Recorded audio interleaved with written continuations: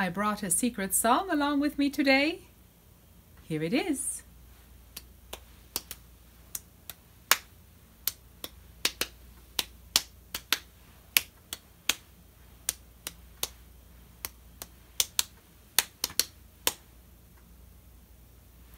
Can you guess what it is?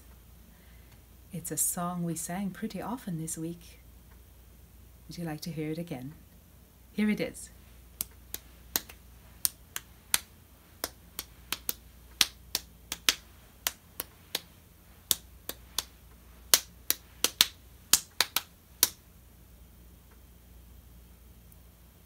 Does it remind you of anything we sang this week? One more time.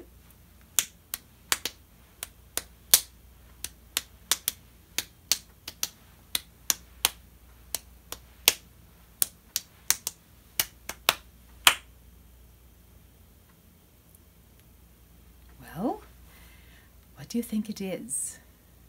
What are some of the songs we sang pretty often this week? Well, we sang Roll Little Liza pretty often, didn't we? So let's sing that song. Roll little Liza, little Liza Jane. Roll little Liza, little Liza Jane. Roll little Liza Jane. Roll little Liza Jane. Now here's my secret song again. See if it's the same. You let little Liza run through your head while I clap and see if it matches the pattern. Here we go.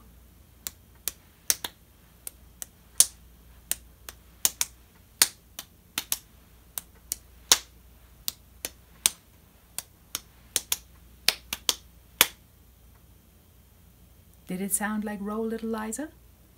I think the song is still going on, isn't it? And my hands are finished. So it's not a real good match. Let's see, what other song did we sing a lot this week? Oh, here we go round the Mulberry Bush. Let's sing that one through to get it in our memory. Here we go round the Mulberry Bush, the Mulberry Bush, the Mulberry Bush.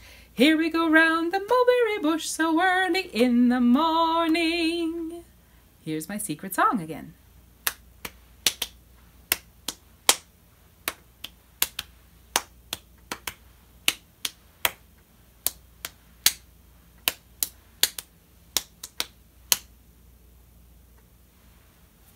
Did it fit? Is there another song we sang pretty often this week? There's a penny in my hand. Let's sing that one. There's a penny in my hand. It will travel through the land. Is it here? Is it there? It will travel everywhere. Here's my secret song again.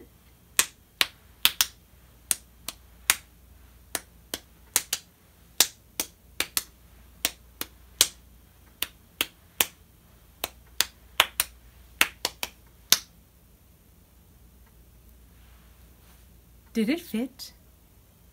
That one just came together in my mind. The pattern in my ear and the song in my mind just came right on top of each other. And that's my secret song. Let's sing it again. There's a penny in my hand. It will travel through the land. Is it here? Is it there? It will travel everywhere. Do you think we can guess the notes by now? The low clap we learned in Mulberry Bush is a low so, isn't it? So, la, do, so, la, do, so, la, do, mi, re, so, la, do, so, la, do, so, la, do, mi, re, mi, do.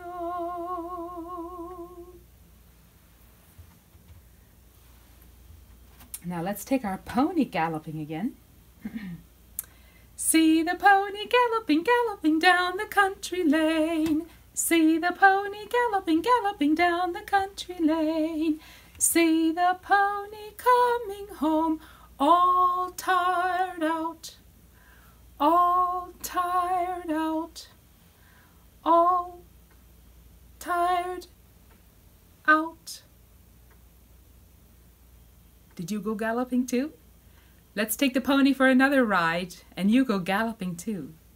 See the pony galloping, galloping down the country lane. See the pony galloping, galloping down the country lane. See the pony coming home, all tired out, all tired out, all tired out. This time I have a challenge for you. You choose a starting spot somewhere in the room, and you go all the way around the room or around the kitchen table, wherever you are, and you pace yourself. You go galloping, but you pace yourself so that you get one circle around the room through one verse of the song. And then when we come to all tired out for the last time, you're ready to step into your starting spot. This does not mean that you get to just rush around the room as fast as you can and stand beside your starting spot and then at the last note just step in. That's not what this game is. This is the game of pacing yourself, learning to hear the song, figure out where the halfway point is, figure out where the halfway point of the room is, get yourself there through time as the song is moving, and you'll have to think how many times we repeat all tired out. That phrase, all tired out, how many times is it? You have to listen and think. And then you'll have to remember that there are spaces of quietness between some of those words at the end. And you'll have to pace yourself through that space of quietness too. So that at the very last note you step back into your starting place. Shall we? Here we go. Here we go. See the pony galloping, galloping down the country lane. See the pony galloping, galloping down the country lane. See the pony coming home, all tired out, all tired out, all tired out. Did you do it? Now, were you too far from your starting spot? Or did you get there too soon? So what will you do different next time? So if the song was finished before you got back to the starting spot, you'll need to hurry your feet a little faster, won't you? And if you got back to your starting spot too soon, what will you need to do differently? You'll need to slow your feet down a bit. So you learned something about pacing this time. Let's do it again. See how your pony ride goes this time. Here we go. See the pony galloping, galloping down the country lane. See the pony galloping, galloping down the country lane. See the pony coming home, all tired out, all tired out, all tired out. Did you do it? That's a game you can keep on playing throughout this afternoon. You and your siblings can play this. It's a great game, even for your older siblings, or even your mom might enjoy helping to try that pacing game. And the poems for the week.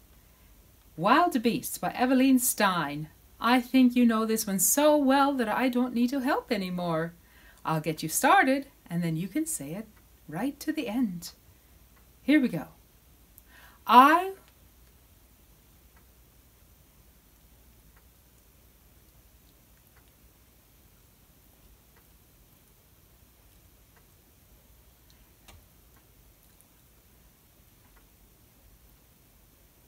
The end.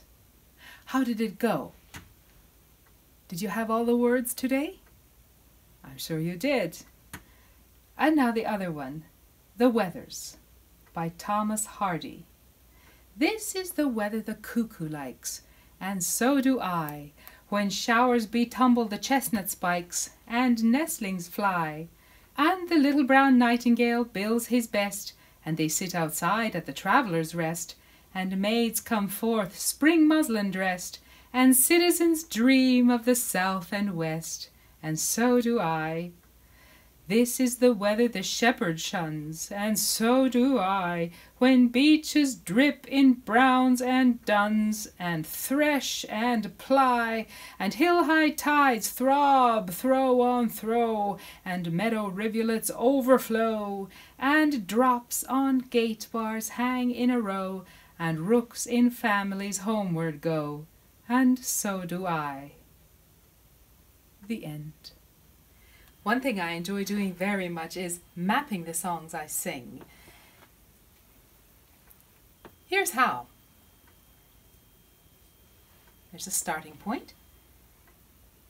I'm going to map Here We Go Round the Mulberry Bush this time. Here we go. Here we go round the mulberry bush, the mulberry bush, the mulberry bush. Here we go round the mulberry bush so early in the morning. Now, can we read our map? Let's check. Here we go round the mulberry bush, the mulberry bush, the mulberry bush. Here we go round the mulberry bush so early in the morning. We could. Our finger and the song came to the end at the same time. Let's erase this map and draw another one.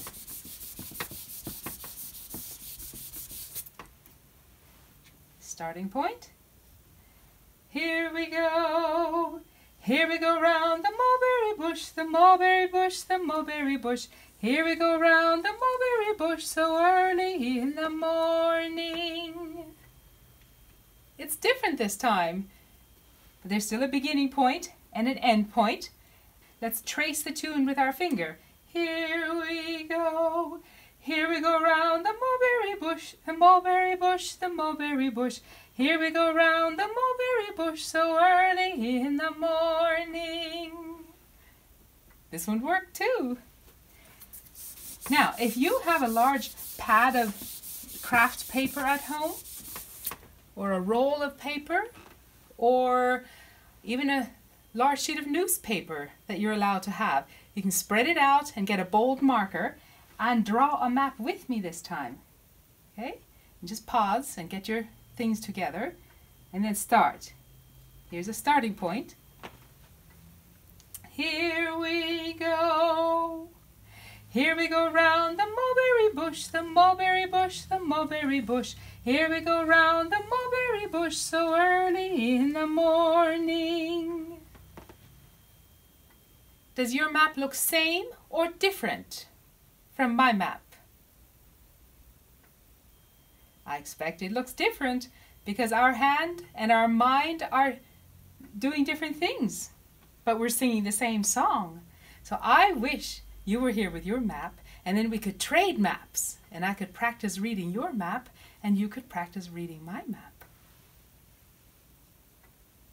Let's read this map together. Here we go round the mulberry bush, the mulberry bush, the mulberry bush. Here we go round the mulberry bush so early in the morning. That's great, isn't it?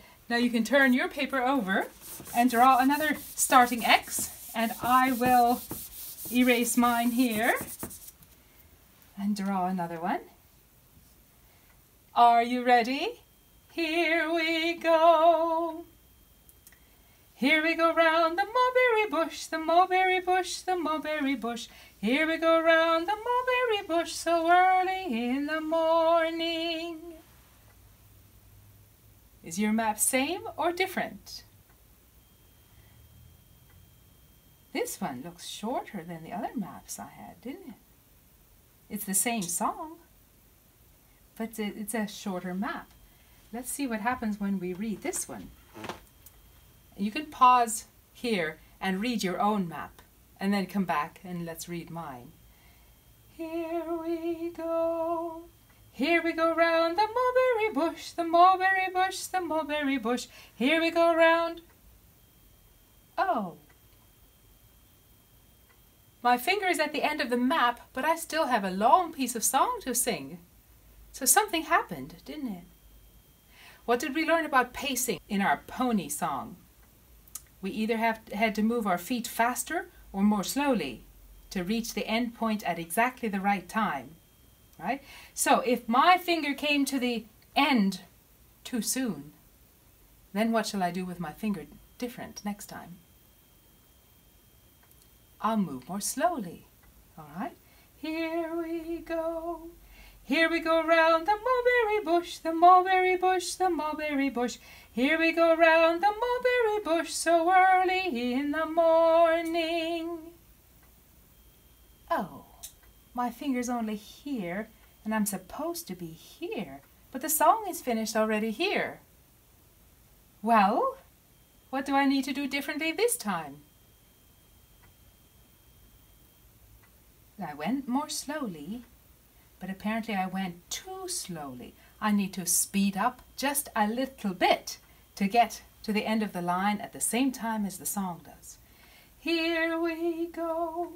Here we go round the mulberry bush, the mulberry bush, the mulberry bush. Here we go round the mulberry bush so early in the morning. That time worked just fine. In my mind, I pegged where the halfway point of the song was and where the halfway point of my map is, somewhere down in here. So I should be here we go round the mulberry bush, the mulberry bush, the mulberry bush. That's the halfway point of the song. So I should about be here, right there, with when the halfway point comes. And then I can sing the rest of the song on the rest of the map, right? So let's check if that works out. Here we go. Change the key. Here we go. Here we go round the mulberry bush, the mulberry bush, the mulberry bush. Sure enough, here we go round the mulberry bush so early in the morning. It worked, doesn't it? So we could mark where all the mulberry bushes are happening just to pace ourselves. There's a lot of things we can do with a map. So you can draw a map. You can spend the rest of the afternoon drawing a map for all the other songs we sang this week too. The Penny Song and Bim Bam Biddy Biddy Bam. You can do that one. Some songs might be a little longer. You could just maybe map the first half because your page might not be big enough. Or you can tape two pieces of newspaper together and make a great big sheet and map the long song and just go all the way through the end to the end of Roll Little Liza or something like that. And you can get your family together and give them each a large sheet of paper around the supper table tonight and have them map Mulberry Bush with you. And then trade maps and practice reading each other's maps, because it's very interesting trying to figure out what somebody else's mind is doing when they are taking the song out of their mind and putting a symbol on the paper. It's very interesting to figure out what their mind was doing when they drew that symbol for the song they heard in their head. Heidi Chapter 5. A Railroad Journey. Heidi was now in her 8th year. She had learned all kinds of useful things from her grandfather. She knew how to look after the goats as well as anyone, and Little Swan and Little Bear would follow her like two faithful dogs, and give a loud bleat of pleasure when they heard her voice. Twice during the course of this last winter, Peter had brought up a message from the schoolmaster at Dorfley, who sent word to Almuncle that he ought to send Heidi to school, as she was over the usual age, and ought indeed to have gone the winter before. Uncle had sent word back each time that the schoolmaster could find him at home if he had anything he wished to say to him, but that he did not intend to send Heidi to school. As Heidi was running about one sunny March morning, and had just jumped over the water trough for the 10th time at least, she nearly fell backward into it with fright, for there in front of her stood an old gentleman dressed in black. When he saw how startled she was, he said in a kind voice, "Don't be afraid of me, for I am very fond of children. Shake hands. You must be the Heidi I have heard of. Where is your grandfather?" "He is sitting by the table making round wooden spoons," Heidi informed him, as she opened the door. It was the old village pastor from Dorfley, who had been a neighbor of Uncle's when he lived down there.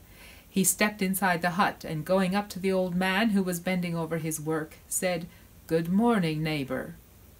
The grandfather looked up in surprise, and then rising, said, "Good morning," in return. He pushed his chair towards the visitor as he continued, "If you do not mind a wooden seat, there is one for you." The pastor sat down. "It is a long time since I have seen you, neighbor," he said. "I think you know already what it is that has brought me here."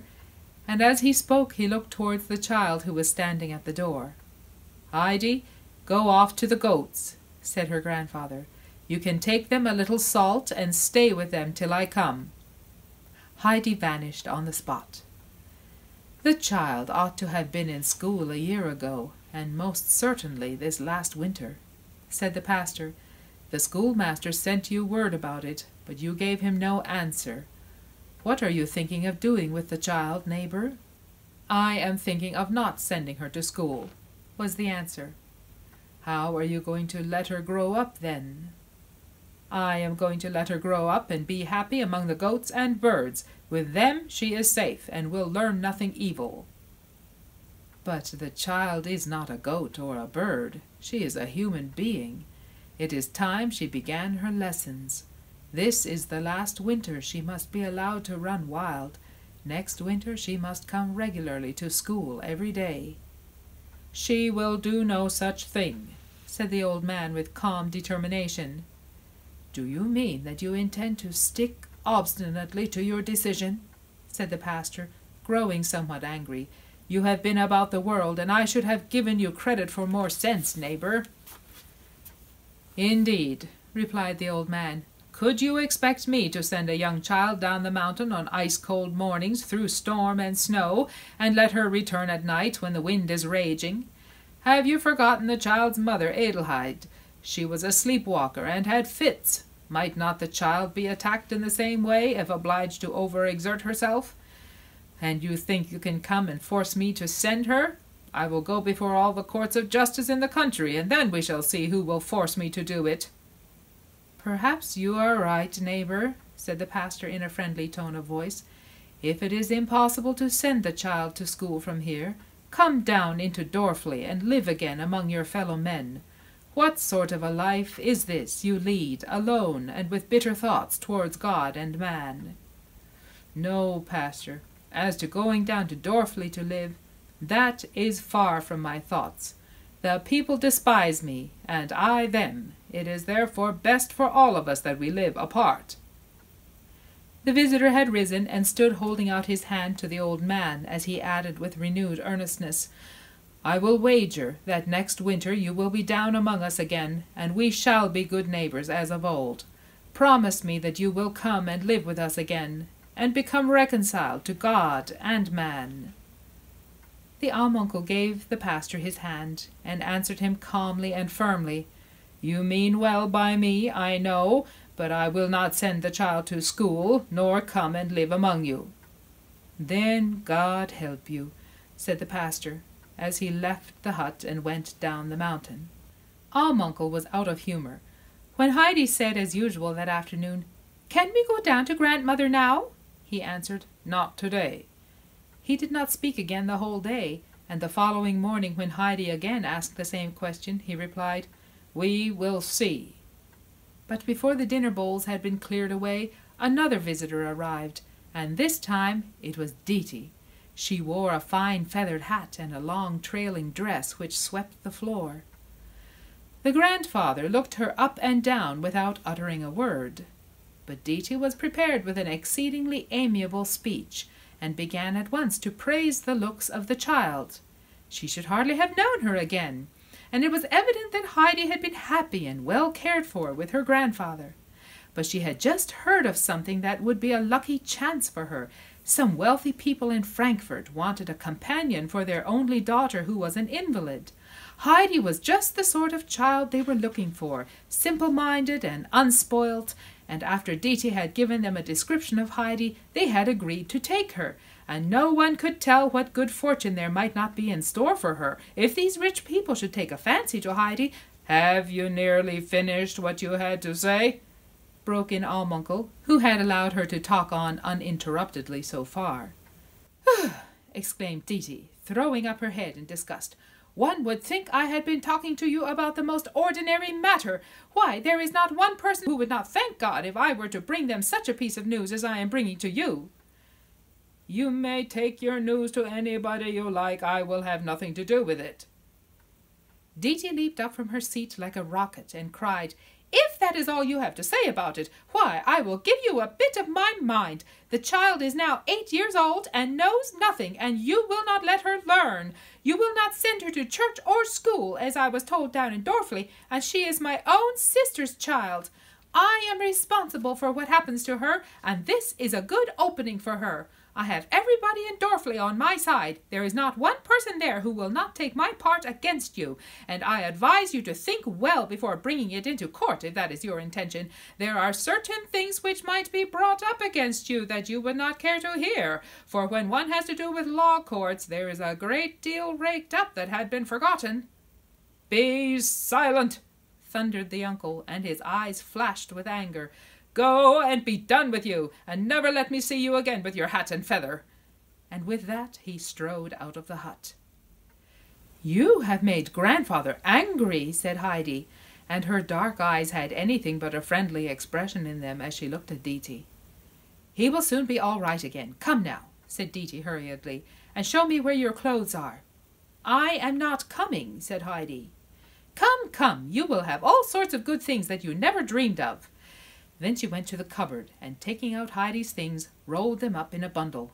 "Come along now. There's your hat. It's very shabby, but it will have to do for the present. Put it on, and let us make haste off." "I am not coming," repeated Heidi. "Don't be stupid and obstinate like a goat. I suppose it's from the goats you have learned to be so.